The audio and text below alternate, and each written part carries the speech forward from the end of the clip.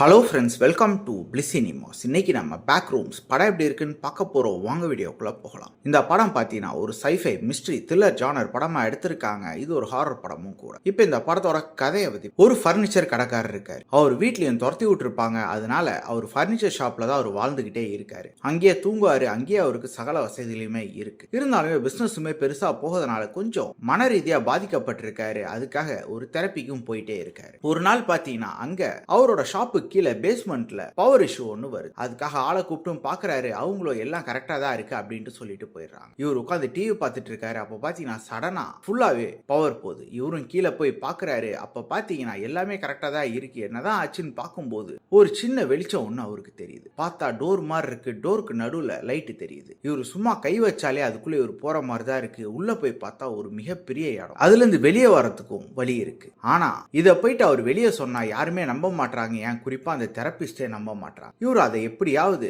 நிரூபிச்சாகணும் அப்படின்றதுக்காக இவருக்கு already ad shoot பண்ண ஒருத்தவங்களை கூப்பிட்டு திருப்பி அதை பண்ண ஆரம்பிக்கிறார். அந்த டைம்ல பாத்தீங்கன்னா காணாம போயிடுறாங்க. அந்த தெரபிஸ்டோ இவருக்கு என்னதான் ஆச்சு, வந்துட்டு போனாரே அப்படின்ட்டு இங்க வந்து பார்த்து அவங்களும் அந்த ரூம்குள்ள வர்றாங்க. அதுக்கப்புறம் நடக்க போற சுவாரஸ்யமான சம்பவங்கள்லாம் என்ன, அப்படி அந்த ரூம்ல இருக்க மர்மமான விஷயங்கள் என்ன, கடைசியில என்னதான் ஆச்சு அப்படின்றது தான் இந்த படத்தோட மொத்த கதையே. இப்ப இந்த படத்தோட பாசிட்டிவ் பத்தி பார்க்கலாம். இந்த படத்தோட மிகப்பெரிய பாசிட்டிவ் பத்தினா இந்த படம் கிரியேட் பண்ற ஹாரர் எலிமெண்ட்ஸ் சொல்லலாம். ஜம்ப்ஸ்கர்ஸ் அப்படி இப்படின்ட்டு மட்டும் வைக்காம இந்த படம் ஃபுல்லாவே ஒரு விதமான திகில நமக்குள்ள கிளப்புது. அது ரொம்பவே இன்ட்ரெஸ்டிங்கா இருந்ததுன்னே சொல்லலாம். அதுக்கேற்ற மாதிரியே சினிமோட்டோகிராஃபியா இருக்கட்டும், சவுண்ட் எஃபெக்ட்ஸா இருக்கட்டும், பிஜிஎம் இருக்கட்டும், ப்ரொடக்ஷன் வேல்யூவா இருக்கட்டும், எல்லாமே அல்டிமேட்டா பண்ணி கொடுத்துருக்காங்க இந்த படத்துக்காக. பெர்ஃபார்மன்ஸ் வைஸும் படத்தில் நடிச்சிருக்க எல்லாருமே ஒரு தரமான பெர்ஃபார்மன்ஸ் கொடுத்துருக்காங்க. எல்லாரும் கேரக்டருமே சூப்பராகவே எழுதியிருக்காங்கன்னு சொல்லலாம்.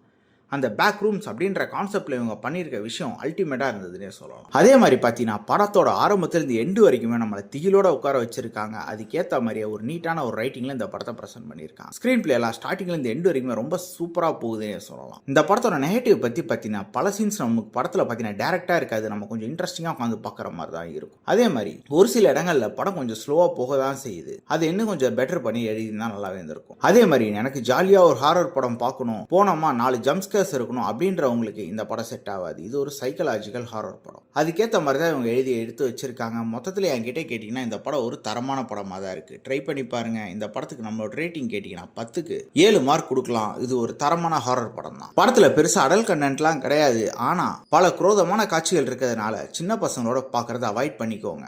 இன்னொரு வீடியோவில் சந்திக்கலாம். தேங்க்யூ.